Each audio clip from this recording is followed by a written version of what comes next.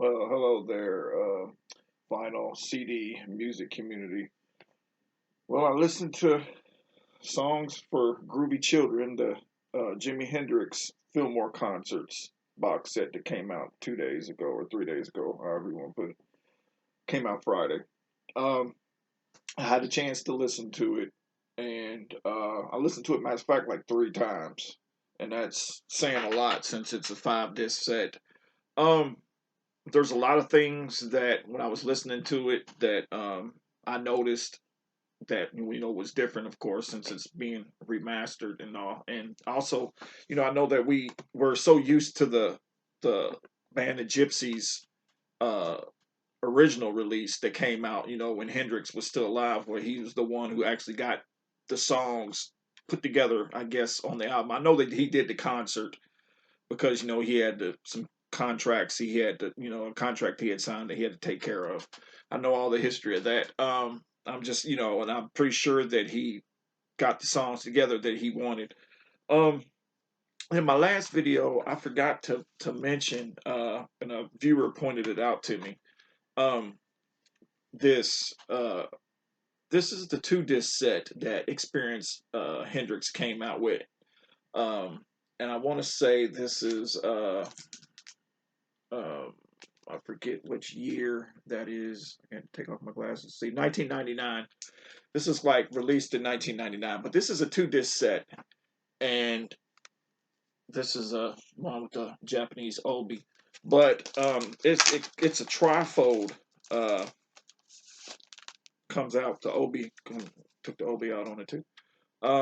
It opens up and it's a trifold. It's like one of my favorite Hendrix CDs, actually. Because I have a box set of ex, was it miniature, however you want to put it, mini LP CDs, that's what they call them. So I have a whole box set with the Electric Ladyland ladies on it, box set of CDs like this.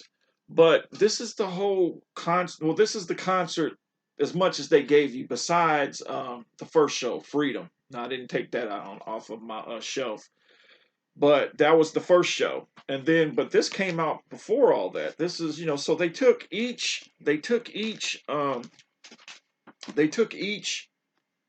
show from the Groovy, songs for Groovy Children, and I guess they just, they picked the best ones. I guess, this was first, of course. Well, I'm just saying, uh, this is like listening to the box set, but it's only like you get side one, you get 2 songs: Stone Free, Power Soul; side two, Hear My Trainer Come In, Machine Gun. A good CD.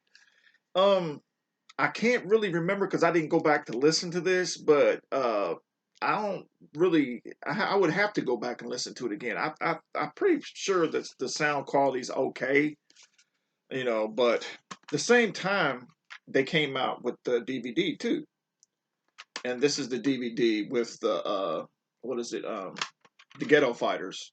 I forget their real names and what their real names are, but you know who I'm talking about.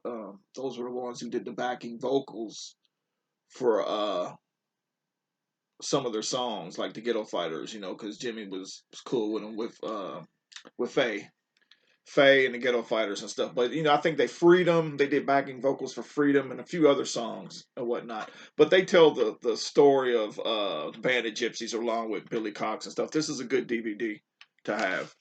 Um, like I said, this is the CD that I forgot to mention, and like I said, the viewer reminded me. And this is about as much as they would give you, besides the Michael Jeffrey box set. Now, Michael Jeffrey Estate has a box set that has the Fillmore concerts, all of them in sequence. I don't know how that sounds. I was going to get it a few years ago, but I never ended up getting it. And I was like, I believe I heard a few songs of the Fillmore concerts. Not the one that we all know about, which is set three on this. This is the set three. Is the one that we all disc three. I call it set three. Disc three, January 1st, 1970, first set. That's the disc we all know and listen to of Band of Gypsies with the machine gun that we all know because he does several machine gun on here, but the third one. Now, getting to the sound quality. Sound quality sounds good. I mean, it sounds like you're right up, really up there in, up front. Now, I noticed that on the disc one, that it's the clarity of it's like you're just right up there on stage. Um, Now, as far as in other instruments, hearing other instruments and stuff, I know the drums are real up there in your face. You can really hear the snare and the cymbals and all that. Um, Billy Cox's bass, you can really identify with just as much as the drums. I mean, like I said, it reminds me of Sergeant Pepper when the Beatles put out the Pepper 50th anniversary. Pepper, Giles Martin did the 50th anniversary Pepper. Everything is just up right up front with you. I mean, that's the only way I can describe it. And I'm listening to it off of a nice stereo system. So, but everything is right up front in your face. Um, it's like I said, it sounds like you're really up there on stage with them. I believe that the Fillmore, just with by looking at some of the pictures in here, the Fillmore was like, somewhat like Winterland. I imagine just by it being like an auditorium like that, the acoustic sounded pretty good. And Jimmy was experimenting with like five different devices hooked up, to his what his rig was as far as in, to get all them sounds. I think he had an Octavia, he had a wah wah, he had a fuzz face.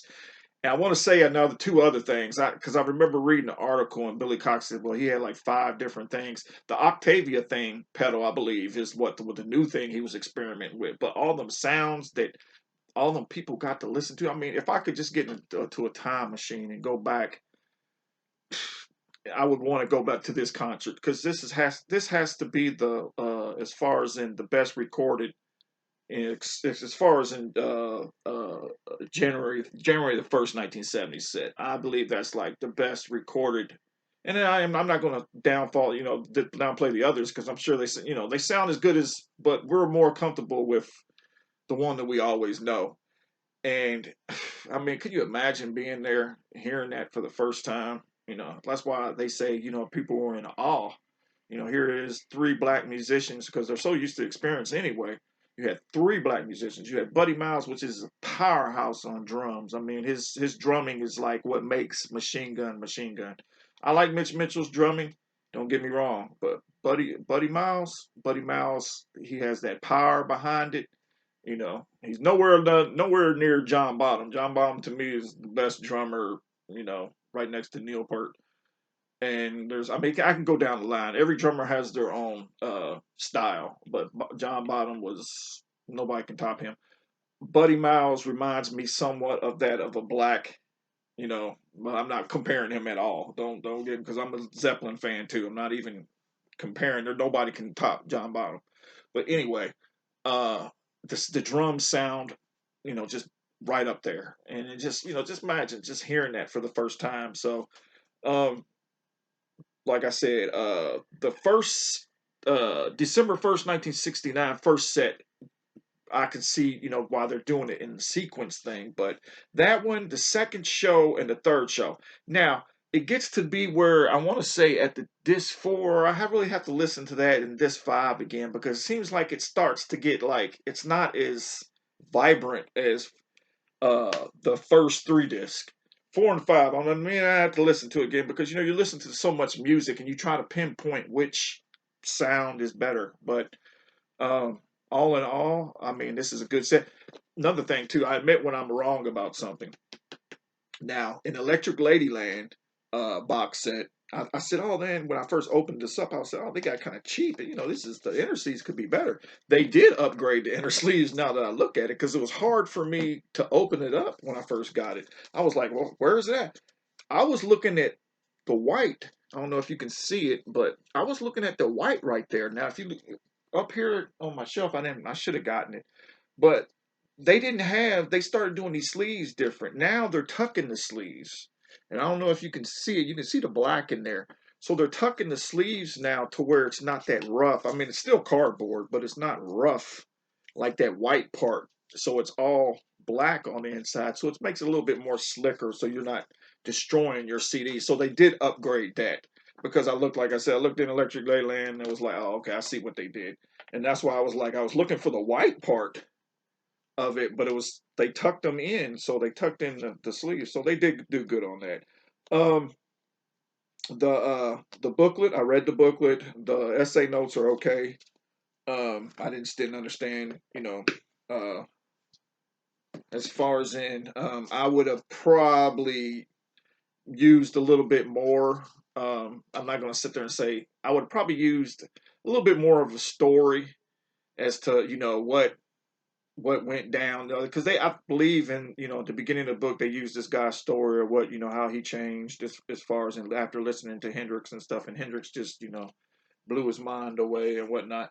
But I thought, they should have actually maybe gotten some other people, and used, and in this booklet of how they experienced the concert when they first went to go see it. I know it's like looking for a needle in a haystack, but I've been on social media and I hear people. I don't know, I don't think they're lying or anything, but one of the guys says, "Oh yeah," he goes, "I was there that night." You know, they should have reached out and actually, to the audience, the people that were in the audience, and gave their perspective on the concert, and what it meant to them, seeing the band of Gypsies, for that first time, performing a legendary performance. But all in all, like I said, this is a good box set. Would be now my go-to, unless I just want to hear Band of Gypsies, in a different way. Now everybody says, "Oh, the original pressing, that's the best. The original pressing is best." But okay, you know, um, to each his own. I know it does sound good. The original pressing when it first came out, that mix is excellent. But this will probably be my most likely my go-to now. So that's my review on it. Go check it out. It's not that much, and that's the thing I like about Experience Hendrix. They don't really uh, you know, overprice their stuff, like the Beatles do sometimes. Beatles, of course, there's a lot of Beatles fans, but, this is a reasonable box set. It sounds terrific. Go out and get it, and have it be a part of your collection. Thanks for tuning in, and I'll see you next time. Hit like or subscribe, and I'll see you next time.